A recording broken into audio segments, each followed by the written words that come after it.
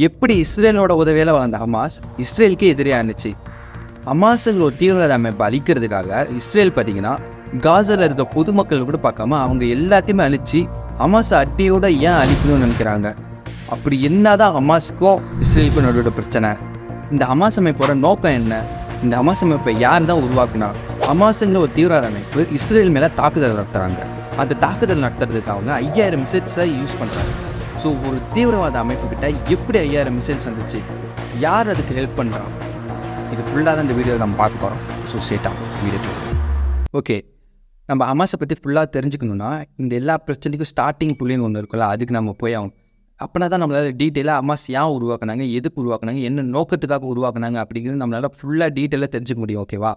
So இது எல்லா பிரச்சனைக்கும் ஸ்டார்டிங் புள்ளி எங்கே வருதுன்னு பார்த்தீங்கன்னா பிரிட்டிஷ்காரங்களாக தான். எப்படி தானே யோசிக்கிறீங்க? ஸோ 1947 இவங்களுக்கு பார்த்தீங்கன்னா சுதந்திரம் கொடுத்துட்றாங்க. இப்போ இஸ்ரேல் இருக்குல்ல, அந்த நிலப்பகுதிக்கு சுதந்திரம் கொடுத்துட்றாங்க. ஸோ சுதந்திரம் கொடுத்தோன்னே பார்த்தீங்கன்னா அது ஒரே ஒரு நிலப்பரப்பாக இருக்குது. ஆனால் பார்த்தீங்கன்னா அங்கே 2 விதமான மக்கள் வாழ்கிறாங்க. ஒன்று பார்த்தீங்கன்னா பாலஸ்தீனியஸ் மக்கள் வாழ்கிறாங்க, இன்னொன்று பார்த்தீங்கன்னா ஜூஸ் வாழ்கிறாங்க. ஓகேவா? ஸோ இப்போ தான் பார்த்தீங்கன்னா இங்கே ஐநா சபை நடுவில் வருது. ஓகேவா? யூஎன் சொல்லுவாங்க, அந்த சபை உள்ளே வருது. அது என்ன சொல்லுதுன்னா, இந்த ஒரு நிலப்பகுதியை நாங்கள் 2 நாடாக பிரிக்க போகிறோம். ஒன்று பார்த்தீங்கன்னா ஜூஸ்க்காக இஸ்ரேலும், இன்னொன்று பார்த்தீங்கன்னா பாலஸ்தீன் மக்களுக்காக பாலஸ்தீன் நாடுன்னு சொல்லிட்டு 2ஆக நாங்கள் பிரிக்க போகிறோம் அப்படின்னு சொல்கிறாங்க. ஸோ இங்கே என்ன பண்ணுறாங்கன்னு பார்த்தீங்கன்னா இஸ்ரேலுக்கு பார்த்தீங்கன்னா 55% நிலப்பரப்பும், அதேமாதிரி பார்த்தீங்கன்னா பாலஸ்தீன் மக்களுக்கு பார்த்தீங்கன்னா 45% நிலப்பரப்பும் இவங்க வந்து ஒதுக்கீடு பண்ணுறாங்க. ஓகேவா? இதை வந்து பார்த்தீங்கன்னா இஸ்ரேல் ரொம்ப ஈஸியாக ஏற்றுக்குச்சு. ஏன்னா அவங்களுக்கு சாதகமாக பார்த்தீங்கன்னா 55% நிலப்பரப்பு வந்து அவங்களுக்கு கிடச்சிருச்சு. ஆனால் இதை பிடிக்காத அரபு நாடுகள் என்ன பண்ணுறாங்கன்னு பார்த்தீங்கன்னா, இல்லை அப்படிலாம் இருக்கக்கூடாது, இந்த ஒரு நிலப்பரப்பு முழுசாகவே பாலஸ்தீனிஸ் நாடாக மட்டும் தான் இருக்கணும். அந்த ஒரு நாட்டுக்குள்ளேயே பார்த்தீங்கன்னா கிறிஸ்டானிட்டி ஃபாலோ பண்ணலாம், முஸ்லீம் ஃபாலோ பண்ணலாம், அதேமாதிரி பார்த்தீங்கன்னா ஜூஸும் ஃபாலோ பண்ணிக்கலாம். இந்த எல்லா மதமும் இந்த ஒரு நாட்டுக்குள்ளேயே இருக்கலாம். ஆனால் இந்த நாட்டுக்குள்ளே பார்த்தீங்கன்னா நம்ம வந்து முஸ்லீம் லா தான் ஃபாலோ பண்ணணும்.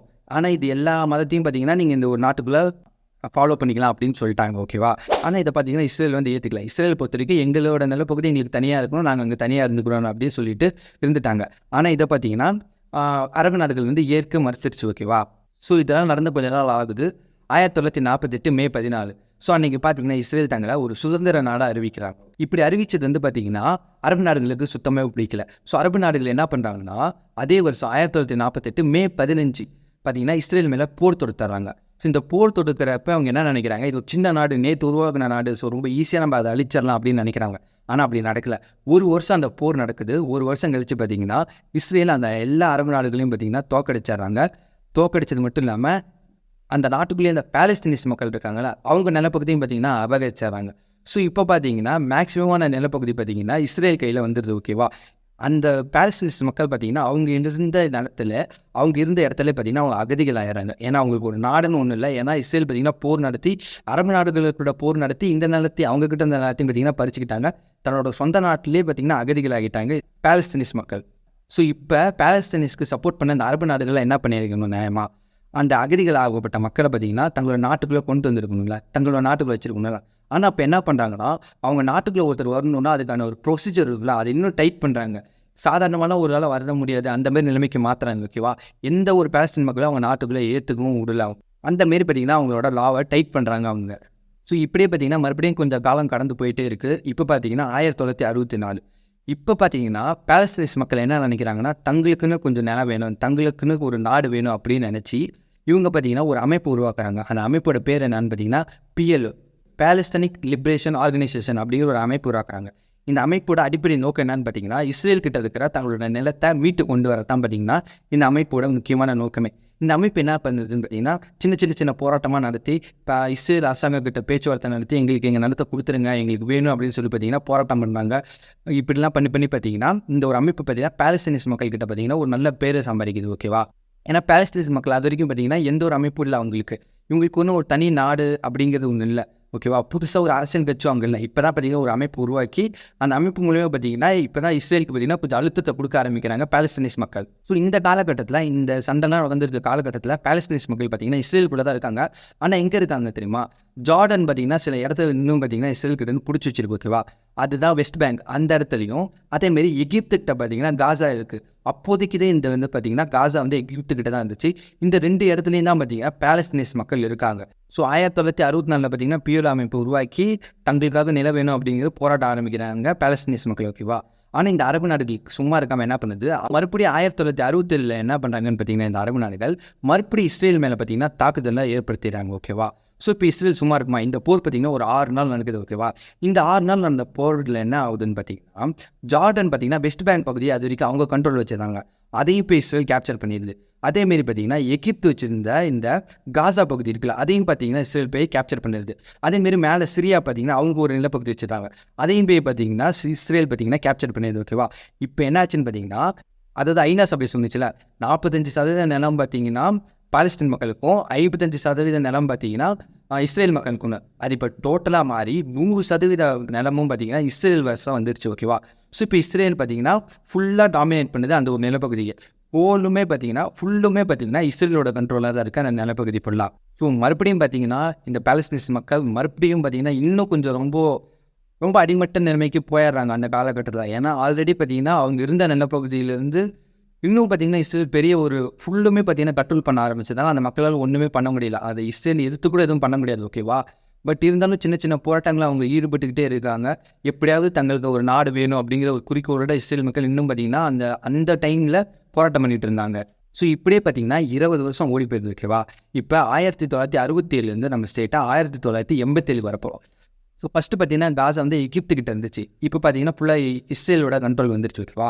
ஸோ காசாவில் பார்த்தீங்கன்னா ஜபாலியா ரிஃப்யூஸ் கேம்ப் அப்படின்னு ஒரு கேம்ப் இருந்துச்சு, ஜபாலியா அகதிகள் முகாம் அப்படிங்கிற ஒரு முகாம் இருந்துச்சு. ஓகேவா. அது பக்கத்தில் பார்த்தீங்கன்னா இஸ்ரேலோட ஒரு இராணுவ டேங்க் ஒன்று இருந்திருக்கு, அது பார்த்தீங்கன்னா ஒரு ஆக்சிடெண்ட்டை ஏற்படுத்திடுது. ஸோ அந்த ஆக்சிடெண்ட்டில் பார்த்தீங்கன்னா 4 பாலஸ்தீன் மக்கள் வந்து பார்த்தீங்கன்னா இறந்து போயிடுறாங்க சம்பவம் இடத்துல. ஓகேவா. ஸோ அந்த 4 பாலஸ்தீன் மக்கள் இருக்காங்களே, அந்த மக்களோட ஊர்வலம் நடக்குது. ஓகேவா. அவங்க பாடியோட ஊர்வலம் நடக்குது. அப்போ என்ன ஆகுதுன்னு பார்த்தீங்கன்னா 10,000க்கும் மேற்பட்ட பாலஸ்தீன் மக்கள் வந்து பார்த்தீங்கன்னா அந்த ஊர்வலத்தில் கலந்துக்கிறாங்க.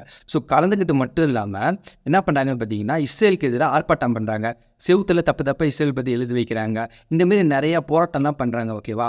ஸோ அதனால் என்ன பண்ணுறாங்கன்னு பார்த்தீங்கன்னா இஸ்ரேல் அரசுக்கு இந்த விஷயம் தெரிய வருது. ஸோ இஸ்ரேல் அரசு என்ன பண்ணுதுன்னு பார்த்தீங்கன்னா அங்கேருந்து பார்த்தீங்கன்னா ஒரு பெரிய இராணுவ படையை பார்த்தீங்கன்னா இங்கே ஸ்டேட்டாக காசா சைடு அனுப்புது. ஓகேவா. இது எப்போன்னு பார்த்தீங்கன்னா 1987 அப்போ. ஓகேவா. அப்பயே அனுப்புகிறாங்க, பெரிய இராணுவ படையை அனுப்புகிறாங்க. ஸோ அங்கே இருக்கிற அதாவது காசாவில் இருக்கிற பொதுமக்களும் இஸ்ரேலோட இராணுவ படையும் மோதிக்குது. ஸோ அதில் பார்த்தீங்கன்னா 2 தரப்புலையும் உயிர் சேதம் நிறைய ஏற்படுது. ஓகேவா. ஸோ இந்த ஒரு விஷயம் பார்த்தீங்கன்னா இப்போது பார்த்தீங்கன்னா வெஸ்ட் பேங்கில் இருக்கிற பாலஸ்தீன் மக்கள் இருக்காங்களா அவங்களுக்கும் தெரிய வருது. ஸோ அவங்களும் பார்த்தீங்கன்னா போராட்டத்தில் ஈடுபடுறாங்க. இதுக்கு தனியாக நில வேணும் அப்படின்னு பார்த்தீங்கன்னா இஸ்ரேல் அரசாங்கத்திட்ட ஒரு அடிப்படை தேவைக்காக அவங்க வந்து போராட்டத்தை ஆரம்பிக்கிறாங்க பாலஸ்தீன் மக்கள். இந்த போர் ஒரு சைடு நடந்துக்கிட்டே இருக்கு. ஓகேவா. அதாவது பாலஸ்தீன் மக்களுக்கும் இஸ்ரேலுக்கும் பார்த்தீங்கன்னா எங்களுக்கு தனி நாடு வேணும் அப்படிங்கிற ஒரு போர் வந்து பார்த்தீங்கன்னா நடந்துக்கிட்டே தான் இருக்குது. ஓகேவா. இந்த காலகட்டத்தில் அதாவது 1987 தான் பார்த்தீங்கன்னா அந்த காசா பகுதியில் பார்த்தீங்கன்னா ஒரு அமைப்பு இருக்குது. அந்த அமைப்பு பேர் என்னன்னா முஸ்லீம் பிரதர்ஹுட்ஸ். ஓகேவா. ஸோ இந்த முஸ்லீம் பிரதர்ஹுட்ஸ் என்ன பண்ணுவாங்கன்னு பார்த்தீங்கன்னா அந்த காசா பகுதியில் இருக்கிற பாலஸ்தீன் மக்கள் இருக்காங்களா அவங்களுக்கு சேரிட்டி அமௌண்ட் ரெடி பண்ணி கொடுக்குறதா இருக்கட்டும், அங்கே இருக்கிற குழந்தைங்களுக்கு ஸ்கூல் ரெடி பண்ணி தரதாக இருக்கட்டும், அதேமாரி அங்கே மசூதி கட்டுறதா இருக்கட்டும், இஸ்லாமியத்தை பரப்புறதாக இருக்கட்டும், இந்தமாரி சின்ன சின்ன செயல்கள்லாம் பார்த்தீங்கன்னா அவங்க செஞ்சுக்கிட்டு இருக்காங்க. ஸோ இந்த முஸ்லீம் பிரதர்ஹுட் அமைப்புக்கு பார்த்தீங்கன்னா இஸ்ரேல் தான் பார்த்தீங்கன்னா பண உதவி கொடுத்து ஹெல்ப் பண்ணும். ஓகேவா. ஏன்னா இந்த முஸ்லீம் பிரதர்ஹுட் அமைப்பு பார்த்தீங்கன்னா எந்த ஒரு தீவிரவாத செயலும் ஈடுபடாததுனால இதுக்கு வந்து அவங்க பண உதவி கொடுத்து ஹெல்ப் பண்ணியிருக்காங்க இஸ்ரேல் நாடு. ஓகேவா. ஸோ அந்த காலகட்டத்தில் பார்த்தீங்கன்னா இந்த முஸ்லீம் பிரதர்ஹுட் அமைப்பு பார்த்தீங்கன்னா ரொம்ப பிரபலமாக இருந்துச்சு. பிகாஸ் ஏன்னு பார்த்தீங்கன்னா அப்போ பார்த்தீங்கன்னா ஃபுல் பாலஸ்தீன்ஸ் மக்களுக்கு இந்த ஒரு அமைப்பு தான் பார்த்தீங்கன்னா சப்போர்ட் பண்ணிக்கிட்டு இருந்துச்சு, சின்ன சின்ன ஹெல்ப்லாம் பண்ணிகிட்டு இருந்துச்சு. ஓகேவா. ஒரு வளர்ந்துட்டு இருந்த அமைப்பு அப்படின்னு சொல்லலாம். ஓகேவா. அந்த காசா பகுதியில் வளர்ந்துட்டு இருந்த ஒரு அமைப்புன்னே சொல்லலாம். ஓகேவா. ஸோ இப்போ என்ன ஆகுதுன்னு பார்த்தீங்கன்னா அந்த அமைப்போட தலைவர் வீட்டில் பார்த்தீங்கன்னா ஒரு கூட்டம் கூடுறாங்க அதாவது இந்த அமைப்போட உறுப்பினர்கள்லாம். ஓகேவா. அதோட தலைவரோட பேர் என்னன்னு பார்த்தீங்கன்னா ஷேக் யாசின் அகமது அப்படிங்கிறவர் தான் பார்த்தீங்கன்னா இந்த முஸ்லீம் பிரதர்ஹுட் இருக்குல்ல அந்த அமைப்போட தலைவர். ஓகேவா. அவர் வீட்டில் வந்து கூட்டம் கூடுறாங்க. அந்த கூட்டத்தில் என்ன சொல்கிறாங்கன்னு பார்த்தீங்கன்னா இந்த சுச்சுவேஷனில் பார்த்தீங்கன்னா நம்ம வந்து எந்த ஒரு நடவடிக்கை எடுக்கலைன்னா இல்லை நம்ம எந்த ஒரு குரலும் கொடுக்கலைன்னா நம்ம அமைப்பு மேலே மக்களுக்கு இருக்கிற நம்பிக்கை போயிடும் அப்படின்னு சொல்லி பேச்சு நடந்துகிட்டு இருக்கு. ஸோ அப்போ அதோட தலைவர் என்ன சொன்னாருன்னு பார்த்தீங்கன்னா இல்லை இது சரியான நேரமும் இல்லை சரியான காலகட்டமும் இல்லை அப்படின்னு சொல்லி பார்த்தீங்கன்னா அந்த பேச்சுவார்த்தை அப்படியே தள்ளி போட்டுறாங்க. ஆனால் இன்னொரு விஷயம் பண்ணுறாங்க அவங்க 1987 பார்த்தீங்கன்னா அவங்க இந்த முஸ்லீம் பிரதர்ஹுட் இருக்குல்ல அதுக்கு இன்னொரு கிளை அமைப்பு உருவாக்குறாங்க. ஸோ அந்த அமைப்போட பேர் தான் பார்த்தீங்கன்னா ஹராக்கத் அல் முனாவாமா அல் இஸ்லாமியா. இது நீங்கள் ஷார்ட்டாக கொடுக்குனா தான் ஹமாஸ் உருவானுச்சு. ஓகேவா. ஸோ இந்த ஹமாஸ் அமைப்பு பார்த்தீங்கன்னா ஸ்டார்டிங் காலகட்டம் அதாவது 1987 பார்த்தீங்கன்னா உருவாக்குறாங்க. 1989 வரைக்குமே பார்த்தீங்கன்னா அமைதியான போராட்டம் தான் ஈடுபடுறாங்க. சின்ன சின்ன போராட்டத்தில் ஈடுபடுறாங்க. இஸ்ரேலுக்கு எதிராக ஆர்ப்பாட்டம் பண்ணுறாங்க. ஆனால் இவங்களோட ஒரு கொடூரத்தன்மை எப்போ நம்ம இஸ்ரேலுக்கு தெரியுதுன்னா 1989 இப்போ 2 வருஷம் கழிச்சு இவங்க என்ன பண்ணுறாங்கன்னா இஸ்ரேலோட 2 ராணுவ வீரர்களை இவங்க கொல்றாங்க. 2 ராணுவ வீரர்களை கொண்டதுக்கு முன்னாடி பார்த்தீங்கன்னா இவங்க பார்த்தீங்கன்னா இஸ்ரேலுக்குள்ளே இறங்கி போராட்டம் பண்ணுறாங்க. அங்கே இருக்கிற பொதுமக்கள், சின்னவங்க, பெரியவங்க, ஆண், பெண் யாரையுமே பார்க்காம எல்லாத்தையுமே அவங்க பார்த்தீங்கன்னா கொல்ல ஸ்டார்ட் பண்ணுறாங்க, கொண்டுக்கிட்டே இருக்காங்க. ஸோ இதனால் பார்த்தீங்கன்னா இஸ்ரேல் ரொம்ப கடுப்பாயிருது. ஸோ அதனால் பார்த்தீங்கன்னா இஸ்ரேல் வந்து காசா மேலே தாக்குதல் நடத்துது. ஏன்னா காசாவில் தான் பார்த்தீங்கன்னா இந்த ஹமாஸ் அமைப்பு இருக்காங்கிறது இஸ்ரேலுக்கு தெரியும். ஸோ அதுக்கு பதிலாக பார்த்தீங்கன்னா ஹமாஸும் பார்த்தீங்கன்னா இஸ்ரேல் மேலே தாக்குதல் நடத்துது. இப்படி மாறி மாறி மாறி மாறி 1989 2023 வரைக்கும் ஓகேவா கடைசியாக இந்தமாரி தாக்குதல் நடந்துக்கிட்டே இருக்குது. இது வரைக்குமே பார்த்தீங்கன்னா தாக்குதல் 2 பேரும் நடத்திக்கிட்டே தான் இருக்காங்க. இதனால் நிறைய பொதுமக்கள் வந்து பாதிக்கப்பட்டுக்கிட்டே தான் இருக்காங்க இன்னும் ஓகேவா. ஸோ 1989 அப்புறமேட்டு பார்த்தீங்கன்னா இந்த ஹமாஸ் அமைப்பு பார்த்தீங்கன்னா உலக நாடுகளில் ஒன்று சேர்ந்து இது ஒரு தீவிரவாத அமைப்பு அப்படின்னு சொல்லி அறிவிச்சிடுறாங்க. ஸோ இப்போ நம்ம ஏன் இந்த இஸ்ரேல் பார்த்தீங்கன்னா கொஞ்சம் கூட ஈவு இறக்கமே இல்லாமல் இந்த ஹமாஸ் அமைப்பு அழிக்கிறதுக்காக காசாவில் இருக்கிற ரஃபாவில் இருக்க மக்கள் மேலே ஏன் தாக்குதல் நடத்துகிறாங்க, அப்படி என்ன தான் அவங்களுக்கு வேணும், எதனால இந்த தாக்குதல் இவ்வளோ கொடூரமாக அவங்க இறக்கி தாக்குதல் நடத்துகிறாங்க அப்படின்னு பார்க்கலாம். ஸோ அதுக்கு என்ன காரணம்னு பார்த்தீங்கன்னா 2023 7 அக்டோபர் அன்றைக்கி பார்த்தீங்கன்னா இஸ்ரேலில் ஒரு மியூசிக் ஃபெஸ்டிவல் நடக்குது ஓகேவா. ஸோ அந்த மியூசிக் ஃபெஸ்டிவலில் என்ன நடக்குதுன்னு பார்த்தீங்கன்னா இந்த ஹமாஸ் அமைப்பு இருக்குல்ல அவங்க பார்த்தீங்கன்னா தாக்குதல் நடத்திடுறாங்க. அதுவும் பார்த்தீங்கன்னா வான்வெளியிலேருந்து தாக்குதல் நடத்துகிறாங்க, அதேமாதிரி பார்த்தீங்கன்னா கடல்வெளியிலேருந்து தாக்குதல் நடத்துகிறாங்க, இன்னொன்று பார்த்தீங்கன்னா நிலவெளியிலேருந்து 3 வேலேருந்து பார்த்தீங்கன்னா தாக்குதல் நடத்திடுறாங்க அந்த மியூசிக் ஃபெஸ்டிவலில். அந்த மியூசிக் ஃபெஸ்டிவலில் தாக்குதல் நடத்துறதுக்கு காரணம் யார் தெரியுமா? முகமது தேப். அதாவது ஹமாஸ் பார்த்தீங்கன்னா ஸ்டார்டிங் அந்த காலகட்டத்தில் உறுப்பினராக சேர்ந்த ஒரு உறுப்பினர் ஓகேவா. அவன் தான் இது முழுசுக்குமே காரணம். பிளானிங் பண்ணி இந்த அட்டாக்கை ஸ்டார்ட் பண்ணதே அவன் தான் பார்த்தீங்களா. ஸோ அவன் பார்த்தீங்கன்னா அட்டாக் பண்ணிடுறாங்க அவனோட தலைமையில். ஸோ அந்த அட்டாக் நடந்ததில்ல அதில் பார்த்தீங்கன்னா 260க்கு மேற்பட்டோர் இறந்துடுறாங்க இஸ்ரேல் மக்கள். அது மட்டும் இல்லாமல் 120 பேர் அவங்க கடத்திட்டு போயிடுறாங்க ஹமாஸ் படையினர். ஏன்னு பார்த்தீங்கன்னா ஹமாஸ் படையினரோட சில உறுப்பினர்களை பார்த்தீங்கன்னா இஸ்ரேல் வந்து கைது பண்ணி வச்சிருக்கு. ஸோ அவங்களெல்லாம் பார்த்தீங்கன்னா வெளியே விடணும் அப்படின்னா இப்படி பார்த்தீங்கன்னா பிளாக்மெயில் பண்ணால் தான் பார்த்தீங்கன்னா ட்ரேட் பண்ணால் தான் பார்த்தீங்கன்னா அந்த உறுப்பினர்களாக வெளியே விட்டுடுவாங்க அப்படிங்கிறதுக்காக பார்த்தீங்கன்னா 130 பேர் பார்த்தீங்கன்னா கடத்திட்டும் போயிடுறாங்க ஹமாஸ் படையினர். ஆனால் இந்த அக்டோபர் 2023 நடந்த தாக்குதலில் ரொம்ப கடுப்பான இஸ்ரேலோட பிரைம் மினிஸ்டர் என்ன பண்ணுறாருன்னு பார்த்தீங்கன்னா ஓப்பனாகவே பார்த்தீங்கன்னா ஒரு வார் ஸ்டார்ட் ஆயிடுச்சு, நாங்கள் ஹமாஸ் அமைப்பை அடியோடு அழிக்காமல் விட மாட்டோம், அது வரைக்கும் நாங்கள் ஓய மாட்டோம் அப்படின்னு சொல்லி ஓப்பனாக ஒரு ஸ்டேட்மெண்ட்டை விட்டுறாரு ஓகேவா. ஸோ அதனால தான் பார்த்தீங்கன்னா அவர் காசாவில் இருக்கிற பொதுமக்கள் இருந்தாலும் பரவாயில்ல, இல்லை ரஃபாவில் நாங்கள் தாக்குதல் நடத்த மாட்டோம்னு சொல்லி அவர் பார்த்தீங்கன்னா ரஃபாவில் தாக்குதல் நடத்துறது. ஸோ அதற்கு பொதுமக்கள் பாதிக்கப்படுது. இது எல்லாத்துக்குமே காரணம் பார்த்தீங்கன்னா ஹமாஸை அடியோடு அழிக்கணும் இஸ்ரேலுக்கு, அவ்வளோதான் ஓகேவா. அது வரைக்கும் பார்த்தீங்கன்னா இஸ்ரேல் வந்து சும்மா விட மாட்டாங்க, சும்மாவும் இருக்கவும் மாட்டாங்க. ஸோ இதில் இன்னொரு இன்ட்ரெஸ்டிங்கான விஷயம் என்னென்னு பார்த்தீங்கன்னா ஹமாஸ் அமைப்பு வந்து தாக்குதல் நடத்துச்சுல, வான்லேயே தாக்குதல் நடத்துகிறப்ப அவங்க என்ன பண்ணியிருக்காங்கன்னு பார்த்தீங்கன்னா 5000 மிசைலில் பார்த்தீங்கன்னா ஏவிருக்காங்க இஸ்ரேல் மேலே ஓகேவா. இஸ்ரேல் அதை தடுத்துருச்சு.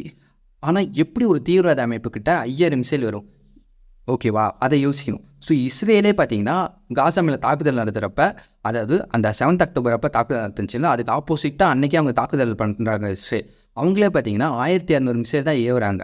ஆனால் ஒரு நாடுக்கிட்ட 1200 மிசைல் தான் இருக்குது, ஒரு தீவிரவாத அமைப்புக்கிட்ட எப்படி 5000 மிசைல் வந்துச்சு அப்படிங்கிறது இப்போ கேள்வி வருது ஓகேவா.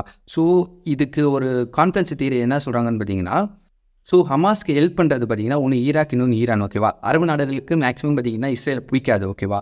ஸோ இந்த 2 நாடுகளில் ஒன்று தான் பார்த்தீங்கன்னா இந்த மிசைல்லாம் அவங்களுக்கு கொடுத்துருக்கணும் அப்படின்னு சொல்கிறாங்க. பிகாஸ் ஏன்னு பார்த்தீங்கன்னா ஹமாஸ்க்கு பண உதவி, வெப்பன்ஸ் இதமாரி இதெல்லாம் பார்த்தீங்கன்னா ஈராக் தான் வந்து பார்த்தீங்கன்னா கொடுத்துட்டு இருந்தாங்க. ஏன்னா ஒரு தீவிரவாத அமைப்புக்கிட்ட அவ்வளோலாம் வராது. ஸோ ஈராக் இந்த 2 நாடு தான் பார்த்தீங்கன்னா ஃபண்ட்ஸாக காசு ரிலேட்டடாக எல்லா சப்போர்ட்டும் ஹமாஸுக்கு கொடுத்தது அவங்க தான், வெப்பன்ஸ் ரிலேட்டடாக எல்லா சப்போர்ட்டும் ஹமாஸுக்கு கொடுத்தது அவங்க தான் ஓகேவா. ஸோ இவங்க தான் பார்த்தீங்கன்னா அந்த சப்போர்ட் பண்ணியிருக்கணும், பட் வெளியே வரல. பட் மேக்ஸிமம் இவங்க தான் அதை சப்போர்ட் பண்ணியிருந்தது. 5000 மிசைல்ஸாக இவங்க தான் கொடுத்துருக்கணும் அப்படின்னு பார்த்தீங்கன்னா கன்ஃபார்மே பண்ணிட்டாங்க இஸ்ரேல் தரப்புலேருந்து. ஸோ இன்னுமே பார்த்தீங்கன்னா ஹமாஸோட தலைவர்கள் பார்த்தீங்கன்னா ஈரானில் தான் இருக்காங்க. அது எல்லாத்துக்குமே தெரியும், உலக நாடுகள் எல்லாத்துக்குமே தெரியும் அந்த நாட்டுக்குள்ளே தான் இருக்காங்க. பட் அவங்கள ஒன்றுமே பண்ண முடியாது, அந்த நாட்டுக்குள்ளே போய் தாக்குதலும் நடத்த முடியாது ஓகேவா. ஏன்னா உள்நாட்டு தாக்குதலில் அவங்க 2 பேர் சமாளிச்சுவாங்க. பட் வெளியிலேருந்து ஒரு நாட்டை வந்து நம்ம தாக்குதல் பண்ண முடியாது இந்த காலகட்டத்தில்.